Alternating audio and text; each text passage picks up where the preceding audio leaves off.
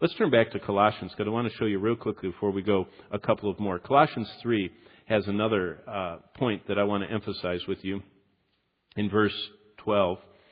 Because next, husbands lead humbly because kindness is in their touch. It says in Colossians 3:12, it says, therefore, as God's chosen people, holy and beloved, clothe yourself with compassion. Look at the second element, kindness. Now, Jesus Christ expressed kindness in a very, very clear way. Jesus Christ expressed kindness in His touch. Now, remember, He could feed a whole multitude. He could heal the whole multitude. He didn't have to even get near them. He could have just, like that. He didn't do that. He broke the bread and handed it out. He touched the lepers. He made mud and touched the sightless eyes.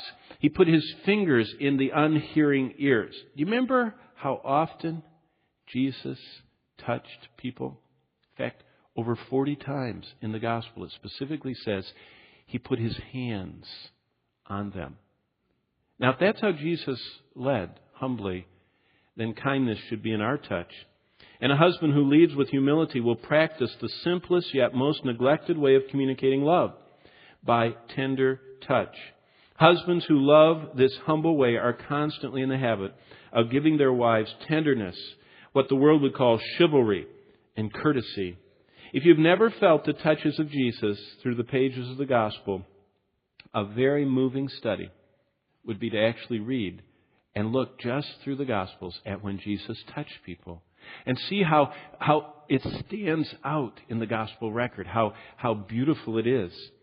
If you take a few moments and look up some of those passages, you'll see the compassionate gentleness were in Christ's hands as He touched with love so many people.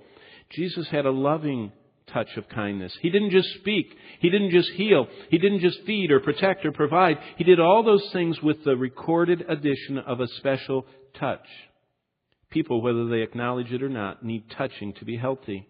From babies in nurseries to the aged in care facilities, those who never get touched have many more problems and struggles. In fact, they find that in modern hospitals, if they can get people to come through and just be around the people, they heal faster, especially if they're aged. If they'll just have, that's why all the docents come around and they have all the people that come and talk and do that extra little touch, because our medical system got so mechanized they found they were staying in the hospitals too long because there was never that personal touch there. And the same with development of children. As infants, they need to be held. They need to be touched. There's something within humanity that needs touch. And Jesus knows how much we need to feel the touches of His love. So He came to His fallen creatures. He stretched out His hands and He touched us.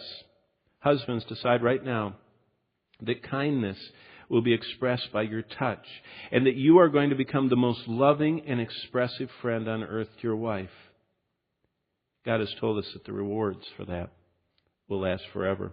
Back up to Ephesians 5. Here's another one, verse 28. A husband who leads humbly will have strength in his presence. It says that husbands ought to love their wives as their own bodies. And he who loves his wife loves himself. A husband who leads with humility will love his wife by his presence, by actually being there for her, by protecting her, by making her feel secure in his love. Your beloved and precious wife needs to feel that you, like Christ, will never leave or forsake her. The strength that you can offer your wife is a learned art. Becoming a student of your wife. Learn her patterns. Does she get the blues and the gray of winter? Know when that's happening and surprise her with something that she loves.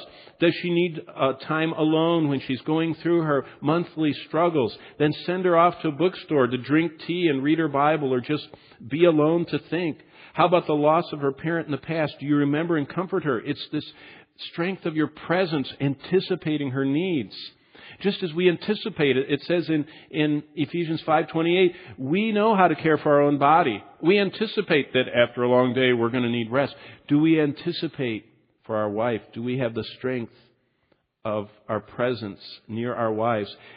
Those are just some suggestions of a lifetime of sacrificing your time to show your wife she's special and loved in your focus. We need to know her needs by studying her, And showing that we love her so much, we want to acknowledge that by coming near her in times of need.